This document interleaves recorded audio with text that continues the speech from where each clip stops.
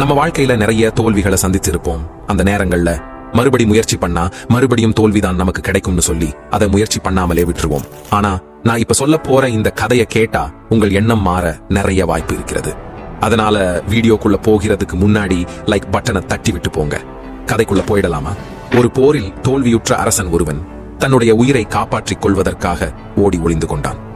அரசன் மிகவும் வீரத்துடன் போரிட்டாலும் அவனுடைய படைகள் மிகவும் சிறியதாக இருந்த காரணத்தால் அவனால் அந்த போரில் வெற்றி பெற முடியவில்லை. எதிரி நாட்டு அரசனிடம் மாபெரும் படைகள் இருந்த காரணத்தால் எதிரி நாட்டினர் மிக சுலபமாக வெற்றியை அடைந்தார்கள். வெற்றி பெற்ற அரசன் ஒரு கட்டளை பிறப்பித்தான், தோல்வி அடைந்த அரசனை கொன்றுவிடுங்கள் என.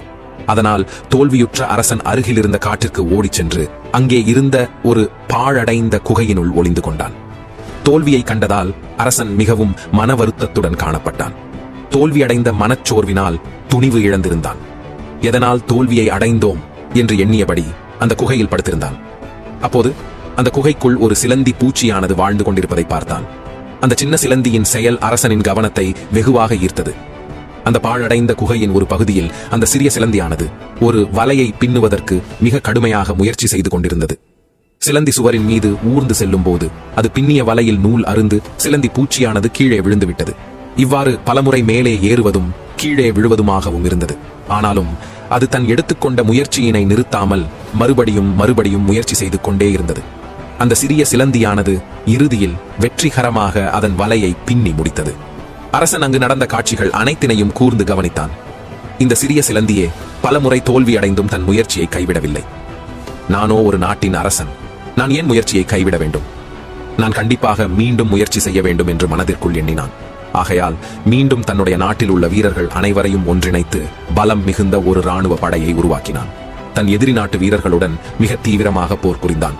இறுதியாக அந்த போரில் வெற்றியும் அடைந்தான். அதனால் அந்த அரசன் எதிரி நாட்டிடமிருந்து தன் நாட்டினை மீட்டெடுத்து மீண்டும் அரசனானான். போரில் தோல்வியுற்று அந்த பாழடைந்த குகையினுள் படுத்திருக்கும் போது அவனுக்கு அறிவுரை போதித்த அந்த சிறிய சிலந்தி பூச்சியினை அவன் என்றுமே மறக்கவில்லை. நமக்கு ஏற்படும் தோல்வியை வெற்றியாக மாற்றிக்கொள்ள மனதிற்குள் மிகுந்த தன்னம்பிக்கை எழ வேண்டும். ஒவ்வொரு தோல்வியும் நம்மை செதுக்கும். நம் எதிர்கொள்ளும் தோல்விகளிலிருந்து கற்றுக்கொண்டு செயல்படும் போது வெற்றி நிச்சயம் உண்டு. எத்தனை முறை தோல்வியை அடைந்தாலும் வெற்றி எனும் இலக்கினை அடைந்தே தீருவேன் என்ற மனதைரியத்தோடு செயல்பட்டால் நாம் தோல்வியையே தோற்கடிக்க வைக்கலாம். வெற்றி காணும் துணிவு எப்போதும் நமக்கு வேண்டும். நம்பிக்கையும் அதைவிட மனதில் உறுதி வேண்டும். துணிவு என்பது முரட்டுத்தனமான துணிவாக அல்ல. உதாரணமாக காட்டில் புலி பதுங்குவதற்கு காரணம் அதனுடைய நிதானமே ஆகும். அது நின்று நிதானமாக பாய்ந்து அடிக்கும். அந்த புலியை போன்ற நிதானத்துடன் கூடிய துணிவு இருத்தல் வேண்டும். அப்போதுதான் நாமும் நின்று நிதானமாக வெல்ல முடியும்.